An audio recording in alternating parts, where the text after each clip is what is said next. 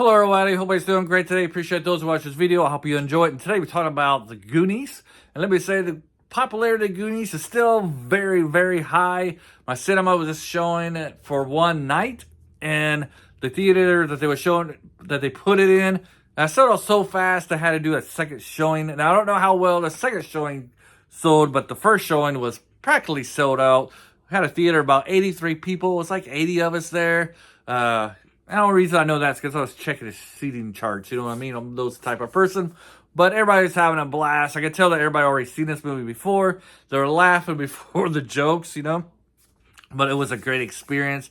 This is one of those experiences why, people go to the theaters. You kind of interact with the surrounding crowd. You're all laughing together, cheering together, crying together. It's not very many tears and Goonies. But you know what I mean. And before I get into this movie, let's just say, for those who've already seen the Goonies many times, is the shoes that Brand's wearing, aren't they the same shoes that Kyle Reese wears in the Terminator?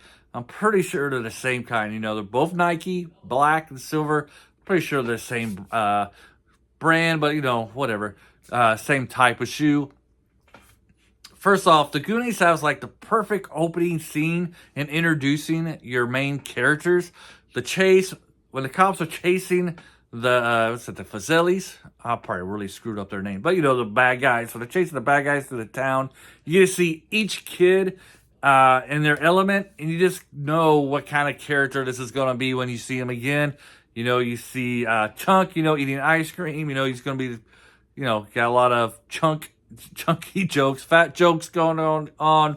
You see Mouth, he's going to be this cocky, arrogant kid who's fast with the lips, fast with the mouth, can really whip out those zingers. Got Carrie, she's going to be like the prissy type of girl. And then you have her friend, who's bobbing for lobsters or crabs or whatever. So I don't know, but this movie does have like the perfect opening scene to introduce his characters. You really get to know them just in the 2 or 3 seconds that you see him in. And of course, Data. How can I forget the opening of Data? He's like the inventive kid. So you just get to know these characters right off the bat. Perfect introduction. I gotta say, the writers, were brilliant in this movie, and I think they had like real life experiences, especially with the relationship between the two brothers, between Mikey and Bran. They got like that real brother relationship. One moment they're picking on each other, the next moment, they're being supportive of each other. They wrote those two characters, I think, in my personal opinion, perfectly. So I think whoever's writing this probably had some kind of relationship with their siblings, or at least was very good observing how families function. Like I said, how they wrote the families are very great. The relationship between Mouth and his father when they're doing the plumbing, between Data and his father, the mom and the two kids, and Mikey and Bran.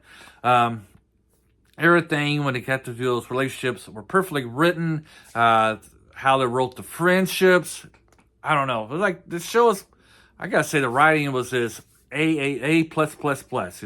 Fantastic writing. Every character is believable. I mean, the storyline, maybe not so much believable. It is kind of like a fantasy. I highly doubt that all the kids could survive all those booty traps. But the relationship between each character, very great. Great chemistry. This is another movie that shows us how great of an actor that Corey Feldman was as a child. Sorry for the stuttering. As a child, I just got done watching Stand By Me. I thought he was a standout actor in that one. And this one, he's superb, but maybe stands out this as well. I got to say, going back to the writing, like that speech that Mikey gives at the bottom of the wishing well, I actually did, I took a speech class, and I kind of analyzed that speech. I mean, it's a perfect speech. It touches you right here. It gives me a little tear in my eye. It's really great. The way that Mikey delivers it. I had the actor's name in my mind. I don't know why it slipped. Oh, gosh. You'll come to Sean Astin. There we go. Sean Astin. There we go. There, kind of slipped there. Getting old, getting that mid-age range. But if you never seen this movie, it's great. Show it to my kids. I believe they still love it. It's just a timeless movie that everybody loves. Loved it as a kid. I don't know. Maybe I got nostalgia because I loved it so much as a kid. But as an adult, I still love it. Still like watching it every once in a while. Pop that thing in there. Just thought I would bring it up. Do a quick talking about it. Probably talked about this movie for like an hour. But it is its 40th anniversary. Plus this movie gets some great villains. I can't forget about Sloth. I did say his name, Sloth. Hey, you guys, by the great John Masuki. I don't know. I can't pronounce his last name. I did the K-Man. He was Tundra and K-Man. And Sloth in this one. He's actually a good actor for being a football player. And he's great in K-Man. K-Man's a goofy little comedy. But I think he did Tundra very well. Plays Sloth really well as well.